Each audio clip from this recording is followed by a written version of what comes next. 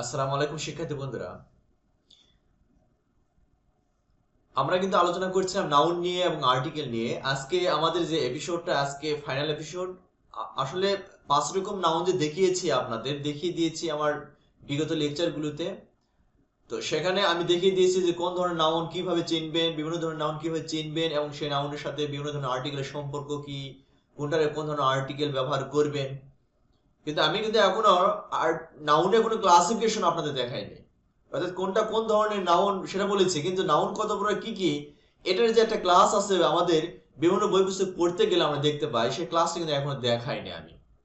আজকে আজকে আমার লেকচারটা ফাইনাল লেকচারটা দিচ্ছি সে নাউনের উপরে।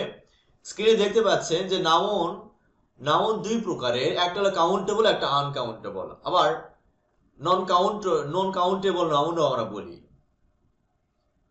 আচ্ছা, ব্যাপারটা এমনই যে আমরা কিন্তু নাউন একটা গণনার দিক থেকে, অর্থাৎ নাউনটা গুনতে পারি কি পারি না এটা ভাবলে কিন্তু আমরা বুঝতে পারছি যে নাউনটা হলো দুই রকম হতে পারে। হয়তো কোন নাউন গণনা করা যায়, কোন নাউন গণনা করা যায় না। আমি আপনাদের শিখিয়েছি যে নাউন 5 রকম আলোচনা করেছি: proper noun, common noun, collective noun, material noun এবং অ্যাবস্ট্রাক্ট নাউন। ওই যে 5 রকম নাউন আছে, একটু ভাবলে আপনি বুঝতে পারবেন কোনটা কাউন্টেবল কোনটা আনকাউন্টেবল নাউন। অর্থাৎ আমি বলেছি যে বহু বচন করা যায় যে নাউনের সাথে কমন নাউন, যেমনটা এখানে দেখতে পাচ্ছেন পার্সনস করতে পারি, ডে কে ডেজ করতে পারি, মান্থ কে মান্থস করতে পারি, সিজন কে সিজনস করতে পারি। তাহলে এগুলো এক একটা কমন নাউন।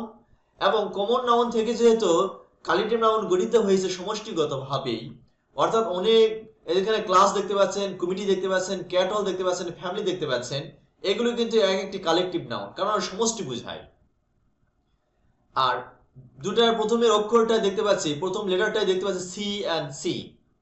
তাহলে আমরা আমরা কিন্তু এই দুটো নাউনকে গুনতে পারবো, একটু চিন্তা করলে বুঝতে পারবো। ক্লাসকে ক্লাসেস করতে পারবো, কমিটিকে কমিটিস করতে পারবো।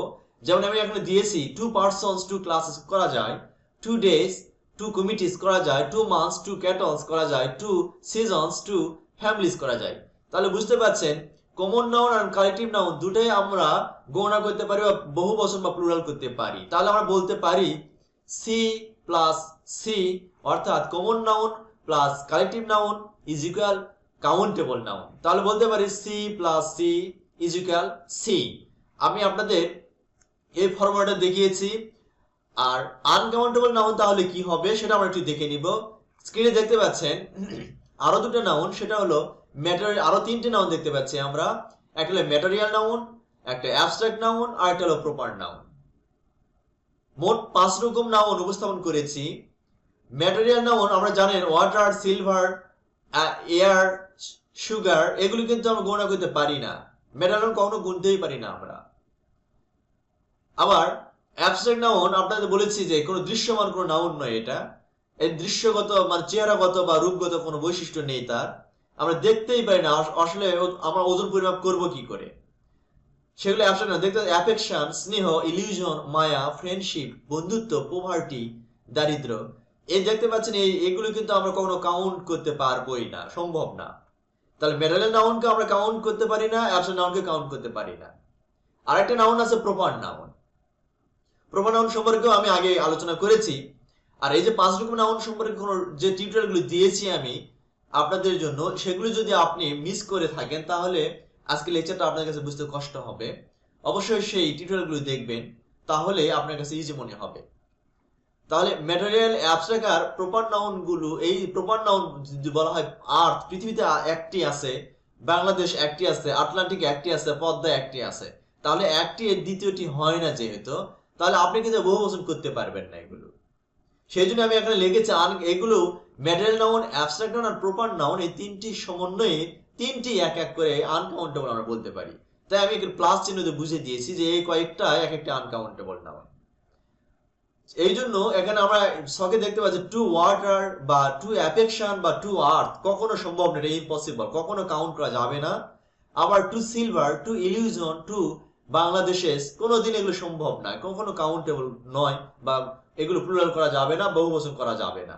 তেমনি to airs, to friendships, to Atlantics, কখনোই এগুলো করা সম্ভব না। আমি প্লুরাল আসলে ব্যবহার করিনি, এখানে এস দিলে ভালো হতো, কখনো হবে না এগুলো। To sugar, to poverty, to Padma, কখনো সম্ভব নয়। তাহলে বুঝতে পারছি এগুলো প্রত্যেকটা এক একটি আনকাউন্টেবল নাউন।